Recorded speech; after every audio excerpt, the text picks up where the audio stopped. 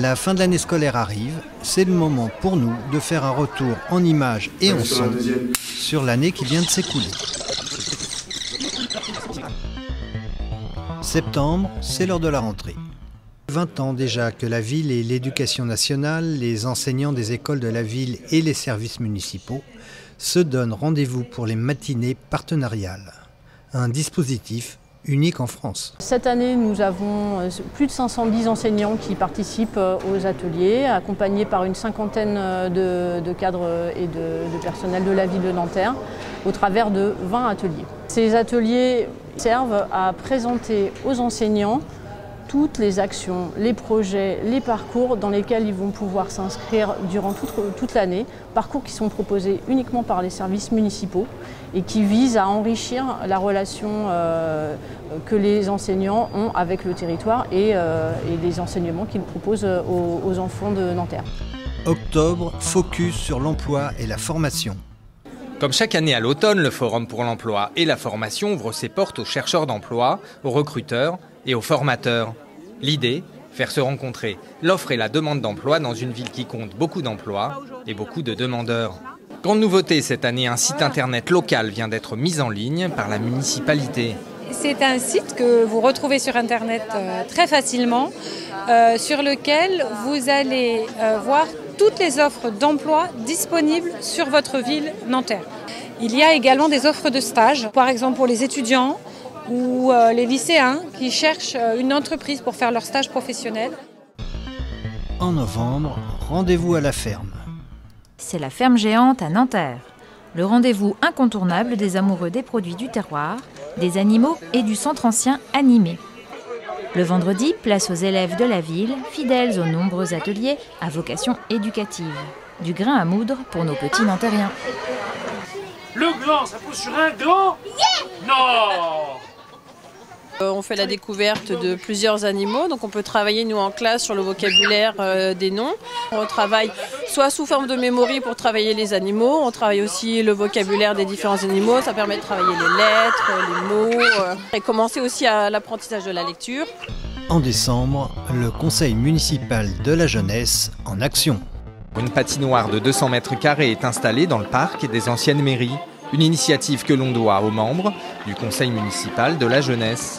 Et depuis cette année, nous avons un conseil municipal des jeunes qui ont été élus par les jeunes des collèges de Nanterre.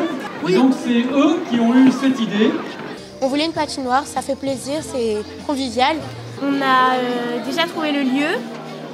Trouver l'association qui pourrait nous aider. Au-delà de la patinoire, c'est un véritable petit village de Noël qui a pris place avec beaucoup de magie et d'amusement. Janvier, gros plan sur les budgets participatifs. Action.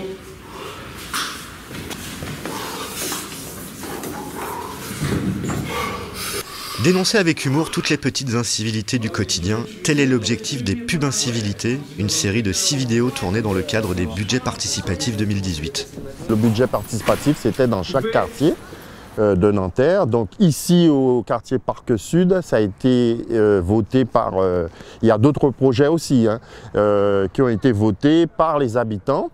Et de là, on nous a octroyé un budget pour réaliser ce projet des pubs incivilités. Février, une nouvelle structure pour les jeunes. 43% des habitants de Nanterre, donc les 96 314 Nantériens, ont moins de 30 ans. Située au 49 rue Maurice Thorez, juste à côté du cinéma Les Lumières, la nouvelle structure d'information jeunesse a été inaugurée.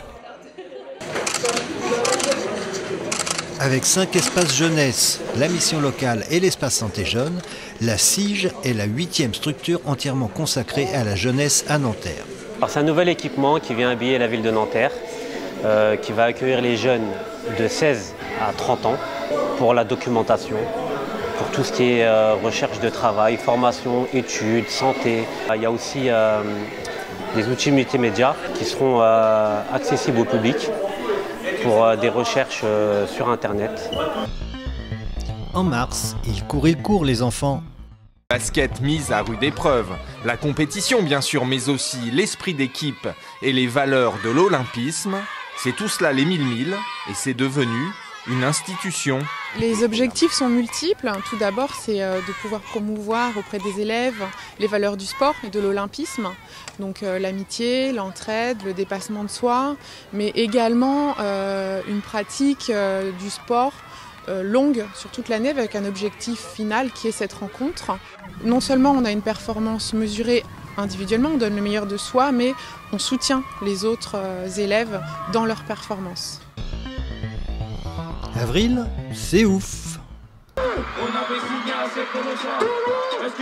La 12e édition de la Semaine de Ouf revient cette année encore plus offensive, utile et festive que jamais.